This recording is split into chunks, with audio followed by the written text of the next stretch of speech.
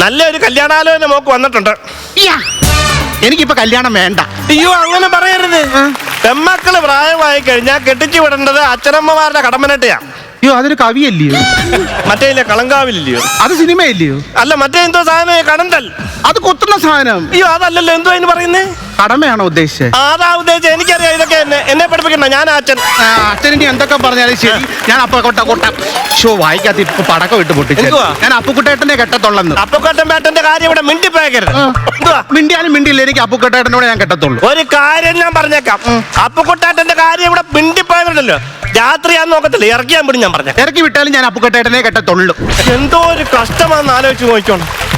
എന്റെ ഒരു കൂട്ടുകാരൻ ഈ കൊച്ചിന് നല്ലൊരു കല്യാണാലോചന കൊണ്ട് വന്നതാ. ചെറുക്കനാണ് അമേരിക്ക ഡോക്ടറാ. 4-5 ലക്ഷം രൂപ ശമ്പളമുള്ള ചെറുക്കനില്ലയോ?